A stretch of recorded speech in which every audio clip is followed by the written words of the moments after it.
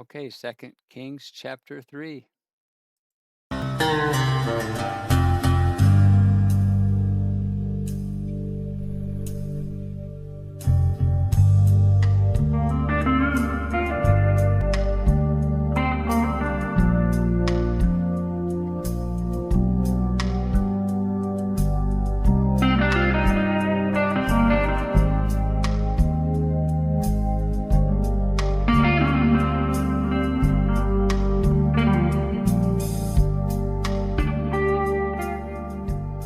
Here we go again. Welcome back to Papa John's Scripture Notes. This project is ongoing, never ending, and I do it for my children and my future children's children and posterity, current extended family and friends.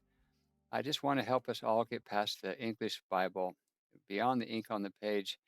In the third chapter of 2 Kings, this is a lesser known story with some powerful messages. Jehoram in Hebrew is pronounced Yehoram, the son of Ahab. So this is the son of the wicked king Ahab. He becomes the king of Israel. He removes the sacred pillars of Baal. That's good. Those were the pillars that his father had made. But he still clings to the sinful idolatry of Jeroboam. And we're going to learn about what this sin of Jeroboam is. Verse 1, it reads, Now let's just do the Hebrew pronunciation. Jehoram, the son of Ahab, began to reign over Israel in Samaria the 18th year of Jehoshaphat, king of Yehudah, and reigned 12 years. Not very long. Verse 2, and he wrought evil in the sight of the Lord. No, in the sight of Jehovah. Papa John had the privilege of restoring the divine name right there, but not like his father and like his mother. So he's improving on their wickedness, for he put away the image of Baal that his father had made. Nevertheless, he cleaved unto the sin of Jeroboam, the son of Nebat, which made Israel to sin. He departed not thereof, or therefrom. So the sin of Jeroboam, what is it? It refers to the actions of Jeroboam, who was the first king of the divided northern kingdom of Israel. Remember, the son of Solomon was terrible when he started out and offended and wouldn't give them tax relief and all their burdens that the King Solomon had put on them as he became as powerful as Pharaoh, and worldwide trade, riches, and even slavery. It's just crazy to realize Israel had slaves when they had been freed because they were slaves in Egypt. But back to where we're focused here, driven by political fear that his subjects would return to Jerusalem, this Jeroboam, the sin of Jeroboam, the first king of the northern kingdom, he didn't want them to the northern kingdom to go to Jerusalem. So he created, out of political fear, he created a way they would not go to Jerusalem to worship. He actually put two idols, golden calves, placed one in Dan, the city of Dan, and the other one in Bethel. And he instituted this corrupt religious system, leading the nation into idolatry and away from the uh, 3 festivals a year when every male in Israel should go up to Jerusalem as part of the feasts and festivals. And so this ultimately caused the Assyrian exile because they sinned to the point that God had them scattered. So in the next few verses, we learn that King Mesha, he was famous for sheep breeding, uh, who up to now had been forced to pay a massive tribute to Israel. And you know what that massive tribute was? 100,000 lambs and the wool of 100,000 rams. That's a pretty serious uh, responsibility when it comes to a tax burden. So upon the death of King Ahab, he and some rebels, which they created a coalition of the surrounding kingdoms and marched against Moab. But 7 days into their march, the troops become deadly thirsty in a dry valley with no water. So that's what we're going to read about next. I hope these footnotes help us understand these verses that otherwise seem to run together. We don't know sometimes when they've changed subjects because the verses just keep going. So King Mesha, king of Moab, was a sheep master, and rendered unto the king of Israel 100,000 lambs and 100,000 rams with the wool. But it came to pass when Ahab was dead that the king of Moab rebelled against the king of Israel, and King Jehoram went out of Samaria the same time and numbered all Israel. So they do it like a census. And he went and sent Jehoshaphat, Jehoshaphat, Jehoshaphat, the king of Judah or Yehuda, saying, "The king of Moab hath rebelled against me. Wilt thou go with me against Moab to battle?" And he said, "I will go up. I am as thou art, my people as thy people, and my horses as thy horses." Again, I hear shadows and echoes of the story of Ruth and Naomi, when Naomi says, "Your God, your people will be my people, and your God will be my God." It's just interesting, these ancient phrases that are so similar. Verse 8, and he said, "Which way shall we go up?" And he answered, "The way through the wilderness of Edom." So the king of Israel went, and the king of Yehuda, and the king of Edom, and they fetched a compass of 7 days' journey, and there was no water for the host and for the cattle that followed them. So they're in a crisis before they even get there. And the king of Israel said, "Alas, that Jehovah hath called these three kings together to deliver them into the hand of Moab." So let's try to figure out exactly what's happening. A footnote from Papa John. So now we see King Je- Jehoram blaming God, but next we see King Jehoshaphat asking if there's a prophet of the Lord, but it's all capitals. So in the turquoise blue, there's the restored name. He's asking if there's a prophet of Jehovah available, and then that leads them to Elisha, who has recently become the lead prophet, having replaced Elijah. Elijah in the last episode was translated and taken to heaven in a chariot of fire without tasting death. Pretty remarkable. Uh, Back to this footnote, he initially rebukes Jeroham, telling him to consult the false prophets of his parents. So he's just meeting him where he's at with his faith in his false prophets and Ahab and Jezebel. So consult those false prophets of your parents, and then but then out of respect for King Jehoshaphat, Elisha requests a musician to calm his spirit. Now that's odd and interesting. We're going to read about that. The prophet asked for music to be played to calm his spirit. And Papa John's not sure if that's Elisha's spirit or the king of Israel, Jehoshaphat. Then he prophesies, Elisha does, that God will miraculously provide water without rain or wind, and instructs the king to dig ditches throughout the valley, promising that God will also deliver Moab into their hand. In a way, I guess this is a victory by association. Verse 11. Well, here we go with the verses describing our footnotes, uh, preliminary reading of these verses. So it reads, "But Jehoshaphat said, Is there not here a prophet of Jehovah, that we may inquire of Jehovah by him?"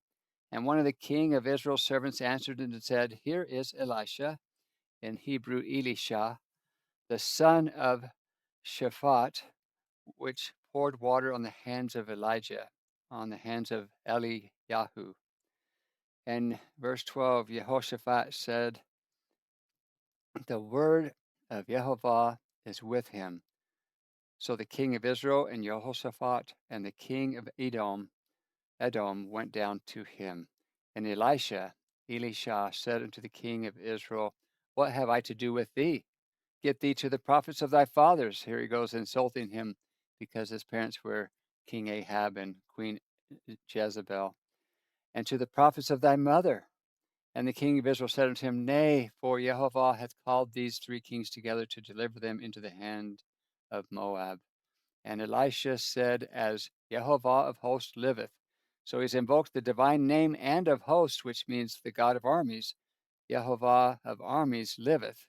So based on the life of an eternal, all-powerful God, before whom I stand, surely were it not that I regard the presence of Jehoshaphat, the king of Yehuda, I would not look toward thee nor see thee. So he's telling the other king, the son of Jezebel and Ahab, he wouldn't even see him if it wasn't for the presence of King Jehoshaphat. But now he says, but now bring me a minstrel. So there's the musician he's asking for. And it came to pass when the minstrel played that the hand of Jehovah came upon him. And he said, thus saith Jehovah, make this valley full of ditches. They're going to dig dirt ditches throughout this desert valley. Now, I just love, and it appears based on the verse 15, that the musician came to help the prophet feel the Spirit, to clear his mind and get in tune with God. That's the power of music. Pretty powerful. That's pretty cool. Now, Papa John is going to go off the rails. Go with me on a field trip. What we're looking at here has to do with ditches in the desert, but not from the Old Testament. I was raised in the Valley of the Sun, in the Salt River Valley here in Arizona. I work at a ranch right next to the Salt River. And what we're looking at here is a prehistoric irrigation canals. When the settlers, like even the Mormon settlers that came down from Utah, when Brigham Young didn't say, follow me, boys, but he said, go and settle. It's amazing to me, Brigham Young, what kind of leader won't go where he sends you? The furthest south Brigham Young, I'm told, ever got was to St. George, Utah. And yet my mother's side of the family is like 4 generations Arizona. We're down here suffering in this desert. And I'm grateful for that. I love it here. But if you look at this river, my mouse, I hope you can see that. The river enters here on the right side of the page. And I'm about 3 or 4 inches off this page upriver below the dam of Saguaro Lake. The ranch where I work at was historically in 1928 to 1930 the construction camp where the workers lived to build the dam and create the reservoir we call today Saguaro Lake. And the family I work for has owned it since 1948. But from 28 to 30, it was the construction camp. It's been a guest ranch since the 1930s. Pretty cool. But look at all these canals coming off of the Salt River. It's amazing. It goes clear down south to where Chandler and Gilbert are. It goes where Scottsdale is over to Glendale. These north and south canals. My mother's parents operated a canal called Evergreen Station up here going towards Scottsdale. In her childhood years, she remembers living next to the canal, and her father was the gate man. He would open and close the irrigation gates. Just a lot of history here. Who built these prehistoric irrigation canals? Well, according to the map above, prehistoric canal building in the Salt River Valley was by the Hohokam, or the Ancient Ones. The word Hohokam means those who have gone, or all used up, or also exhausted ones. It is said that all of these were done by these masters of the Arizona desert with a stone hoe held in the hand without a handle. They carved from the Sonoran sand a 1,000-year garden. These were the original engineers, the true pioneers who built, used, and then abandoned these canals. And these canals, or this canal system, uh, it's the largest in the world,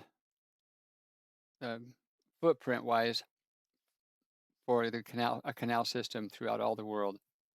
And it was used here in this desert valley when the cities of London and Paris were just small clusters of wild huts. And even the tribes that we know today that I grew up with, I grew up half a mile from the Indian reservation. I have a lot of friends from school, from grade school on up to high school, that I still know that work at the casino not far from here over at Fort McDowell. And their people don't even know who the Hohokam are, the ancient ones that these canals were built by. Pretty impressive.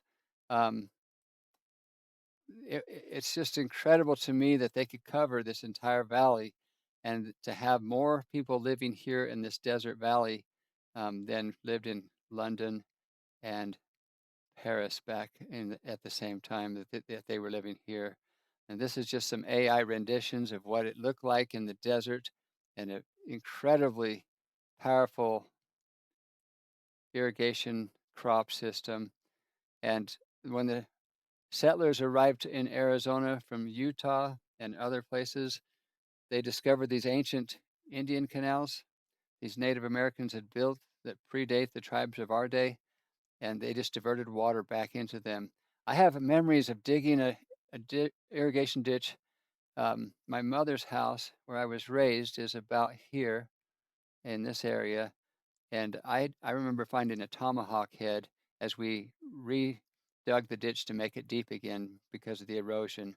We had 3.5 acres that we had to flood irrigate the cow pasture, the citrus orchard, my dad's pecan trees, and he had a garden that grew everything he could think of from the South because my dad's from Memphis.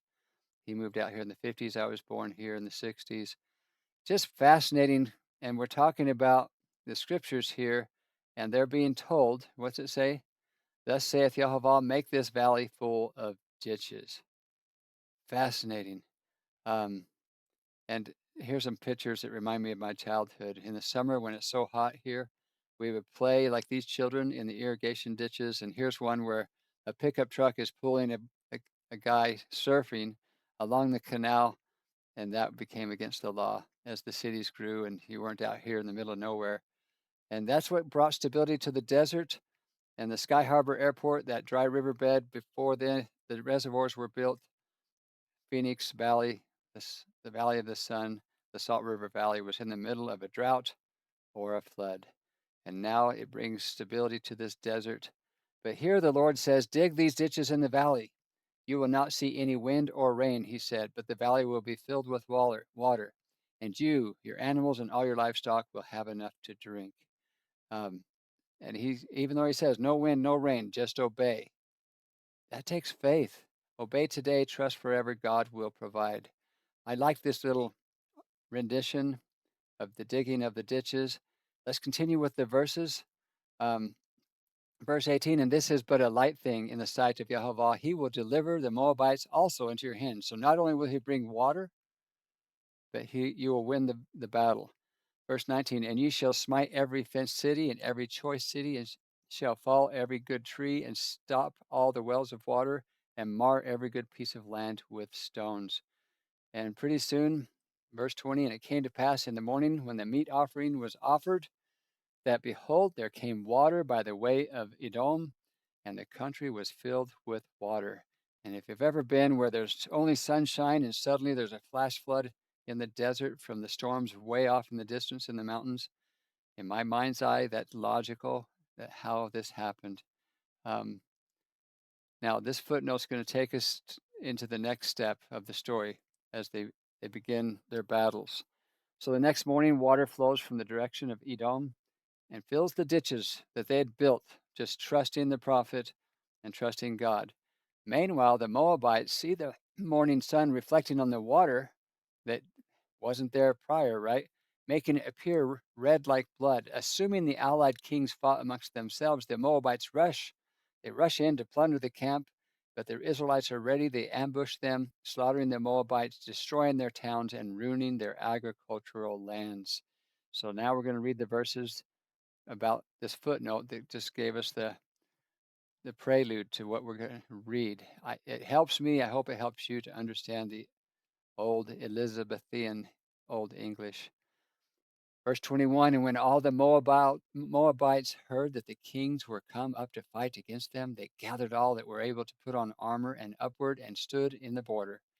And they rose up early in the morning, and the sun shone upon the water, and the Moabites saw the water on the other side as red as blood. And they said, this is blood. Maybe this is just superstition, and they think it's a good sign. The kings are surely slain, and they have smitten one another. Now, therefore, Moab to the spoil. And when they came to the camp of Israel, the Israelites rose up and smote the Moabites so that they fled before them. But they went forward, smiting the Moabites even in their country.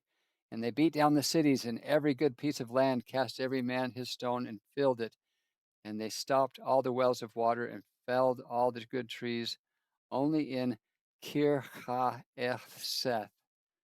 left they stones the stones thereof. Howbeit the slingers went about it and smote it. So there's some details of what they did different in a place with a very odd name. It'd be interesting if we ever had time to learn the geography of the old world. That would help a lot with our understanding and appreciating the distances between where they travel and such. So the next footnote prepares us for the next verses. Next, this chapter ends in a bloody way. Cornered in his last stronghold, the king of Moab attempts to break through the enemy lines at Edom, but he fails. In absolute desperation, he takes his oldest son, the heir to his throne, and sacrifices him as a burnt offering on the city wall. This is horrendous. Why do these chapters always go south? The footnote ends with this act causes a sudden great wrath or panic against Israel, prompting the allied armies to abandon their siege and retreat home. So now we read about it. And when the king of Moab saw that the battle was too sore for him, he took with him 700 men that drew swords to break through even unto the king of Edom, but they could not. And so he took his eldest son, that he should have reigned in his stead, and offered him for burnt offering upon the wall. What kind of God would demand? What? It's just strange when people do these things with their children. I can't imagine such a practice and making it a religious faith thing. The sentence ends with, and there was a great indignation against Israel, and they departed from him and returned to their own land. So, what do we learn from this chapter? 2 Kings chapter 3 conveys several key moral and spiritual lessons. The primary message is that God provides for us even in desperate situations, but this provision requires both active preparation and a sincere heart, not partial obedience. So let's see, four things we learn, four truths, four morals of the story. Outward reform versus true faith. So King Jehoram removed some of his father's idols. And who is his father and mother? Jezebel and King Ahab. He removed some of his father's idols, but continued in a lifestyle of sin. The lesson is that real spiritual change requires genuine heart conversion, not just superficial or partial religious adjustments. Next, we learn that preparation and action are important. When the armies were dying of thirst, the prophet Elisha told them to dig ditches in the valley, promising God would fill them with water without rain. This teaches us that while miracles come from God, we must do the hard work of preparing for the blessing we are praying for. And now, the two more truths, two more morals of the story. Seeking God first. So the three kings, the kings of Israel, Judah, and Edom, only sought the prophet's help when they had exhausted all their own resources and were facing certain doom. I think Papa John could do better at this. Most of my life, I've tried to save myself. I can do this. I got this. The atonement is just for those that need it. As a missionary, I was so happy to serve God and offer the restored gospel in upstate New York as a young missionary. And I didn't realize that subconsciously I was active in the faith, active in church, held callings, did whatever was asked of me. But it wasn't until my mid 30s that I realized I need the atonement. And it was a subconscious thing. It was like, I got this.